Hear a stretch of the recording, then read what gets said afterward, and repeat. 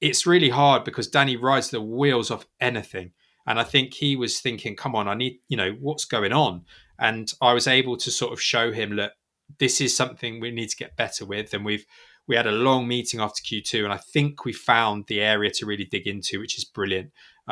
Just to get that balance for him, because when you've got a bike that's so adjustable and there's so much to be made, you can make a bike that's incredible for one part of the track, but maybe there's compromises on another. And I think we need to come back from a bike that's absolutely blazing fast in certain areas to make it more rounded for him, really. That's interesting, and it is someone. I want to understand what's going on. That's so interesting. Hopefully for the listener, like, this is Danny Hart. Like, he normally can ride, like you say, the wheels off anything. But if you do set up a bike and you go down one route, you might compromise another. So you say maybe even in the woods where we'd expect him to excel, he's not quite himself Exactly. yet.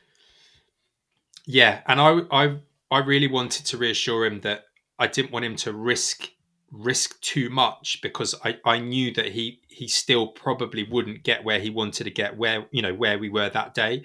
And that's got to be frustrating for him, because he's like, well, I'm the one riding the bike, I've just got to give it absolutely everything. And I believe, I don't want people to think, and I'm trying to reassure Danny, I'm like, look, you're Danny Hart, there's no problem there. You are one of the best bike riders in the world, and we're going to get you to that point. And I'm really looking forward to the podcast that you and me will do in a review show when Danny's right back up there, because he will get there. It's just a case of, we've got a few tweaks to make. But at this level, when 2 seconds separate the top 30 as a percentage, that's such a small percentage. So if you're just a little jot off on something, there's just nowhere to hide.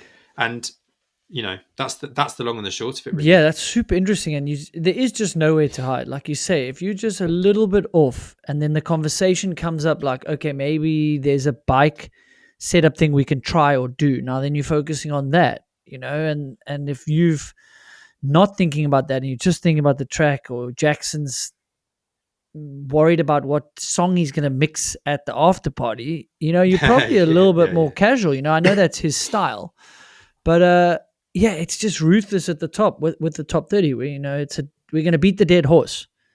The top 30 is so ruthless. There's no room for any errors. So then that adds a bit of pressure. Then you're like, okay, well, we need to really make sure the bike setup's good. Let's change that. Let's go after this, setup. Remember you joked, hey, when we go to top 30, we're going to have guys talking about motocross and not making the main and this issue. And now we're talking about bike setup things in mountain biking and downhill. We never used to as much, because there was more room to make a mistake. And just, like, this would have probably been a 14th place for Danny back in the day. Yeah. And it doesn't hurt your confidence as much, even though the time he would have been further back in time from the win. But it doesn't hurt your confidence as much. There you go.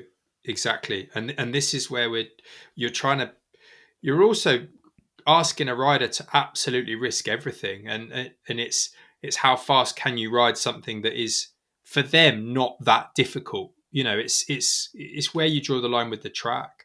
But what's been interesting, and again, it would be good to get Joe's take on this, but I think Joe Breeden's been one of these sort of highlights of this year in terms of how he's come through. And on that bike, he's got the gearbox bike that is going to take a lot setting up. That was a new prototype, I think. I don't think he got it until after the IXS Cup. So the IXS Cup at Fort William, I think he tested the week after. And with the way Joe's running this team, he's got so much on his plate that Joe's one of the kind of eternal overthinkers in my mind. He goes down, he really tries to think of everything. But I almost wonder that he's that busy sorting the team out. He's got that many plates spinning, being a team owner, team manager. Maybe the riding the bike is the thing he's not thinking about. So he just gets on it and rides the wheels off it. He lets he's worrying about other people. And maybe that's what we're seeing with Joe, is his natural sort of, is a slightly more carefree attitude potentially is coming to the fore, where instead of locking in and trying to be perfect, he's actually going, well, let's just go for it. Yeah, that's super interesting. I don't know how those guys do it between him and Bernard, but I'm very happy for Joe. What a great talent, and you don't really get a more likable guy. And I wish I had those bar ends to help with arm pump. They're clearly working for him because he's doing good enough at brutal tracks down the bottom, right? I need to Yeah, I need yeah, to go yeah, go test that out. But that makes me think, like, do you then go with Danny and say, okay, let's just get you a more all-rounded bike? Um, because you could go down the Greg Minnaar puzzling route, which I think he needed. But maybe Danny's like, yeah. okay, let's just get you to a bike that'll kind of work everywhere, and then we'll just get you back to your raw ride the wheels off it style, right? Like, stop So overthinking that's it.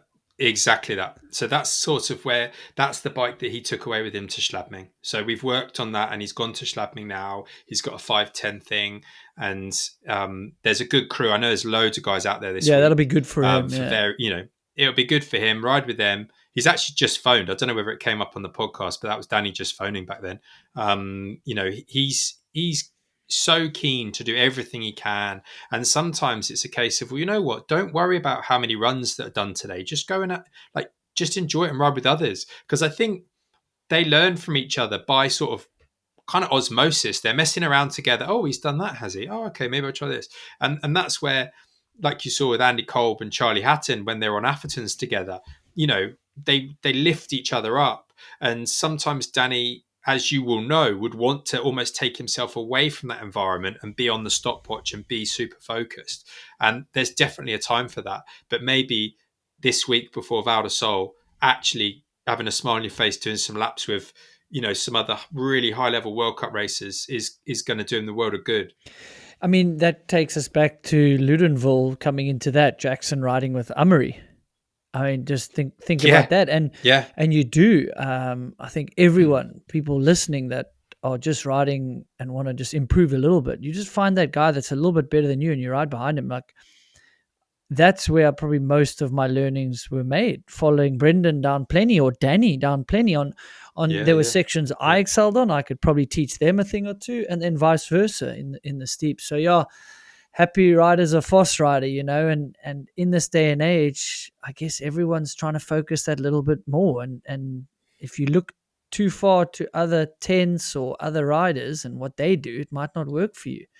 It's so fascinating, we're learning after all these years, even a Danny Hart, and I think we're using him as a reference, but I think it's a key component of the season. There are guys that are having to learn the new format.